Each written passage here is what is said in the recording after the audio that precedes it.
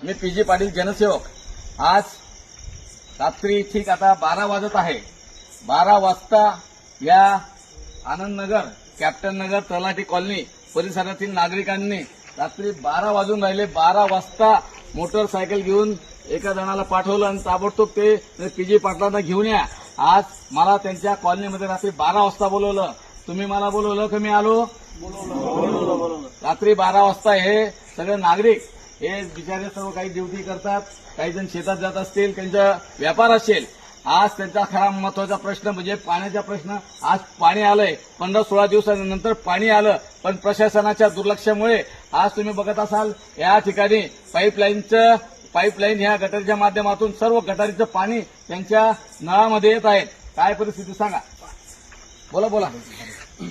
अहो, अक्षरशः 15 दिवसांनी आम्हाला पाणी भेटतं.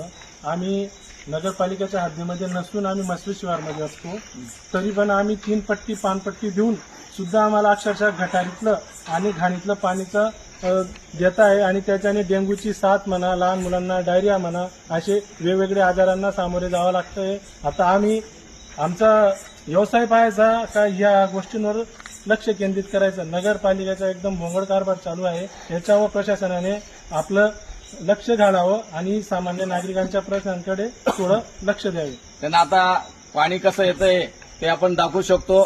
त्यांनी व्हिडिओ काढून ठेवला की अशा पद्धतीने हे पाणी अशा पद्धतीने खराब पाणी येऊन राहिलंय. पूर्ण परवा शहरामध्ये डेंग्यूची साथ आहे. हे वारंवार विकासाच्या बाजूला आपण काहीतरी टेक्निशियन, माझा मुद्दा आजपर्यंत नगरपालिकेला समजला नाही आणि समजूनही घेत नाही. म्हणजे माझ्या मते हे अधिकारी काही शिकलेले आहेत की नाही की डायरेक्ट आलेले आहेत. माझा मुद्दा पहिल्यापासून एकच आहे, तुमच्या व्यवस्थित टेक्निशियन नाही, तुमच्याकडे टेक्निकली काही नाही. सगळे हे टेक्निकल फॉल्ट मुळेच हा प्रकार होतोय. जर तुमचे काम जिथे चालू असेल, जिथे प्रॉब्लेम असतील, तर तुमले इंजिनियर तिथला असला, स्थानिक इंजिनियर असला पाहिजे. ते डिपार्टमेंट कॉन्ट्रॅक्टर तर त्यांचं काम करतीलच, पण आपले इंजिनियर नसले, आपल्या काही समस्या आहेत तात्काळ त्या सोडवल्या पाहिजेत. लोकांच्या समस्या आहेत, लोक वनवन फिरतायत, पाण्याचा प्रॉब्लेम, गटारीचा प्रॉब्लेम, कुत्र्यांचा प्रॉब्लेम, गाडीचा प्रॉब्लेम, तर येड्यांचा सुद्धा प्रॉब्लेम निर्माण होऊन गेला. हे पारवा शहर सगळं प्रॉब्लेमने भरून गेलेलं आहे. लोक म्हणतायत की याला न्याय कोण देईल, कोण आम्हाला मदत करेल, पण नाही. त्यांच्यासाठी जनसेवक पीजी पाटील सदैव तत्पर आहे. रात्री 12 वाजेल का असेना, तुम्ही केव्हाही बोलवलं तरी तुमच्यासाठी येईल. नाही केलं तर त्या अधिकाऱ्यांना सांगतो, जर तुम्ही तात्काळ याचा जर इरादा केला तर त्या पाणी पुरवठा अधिकाऱ्याला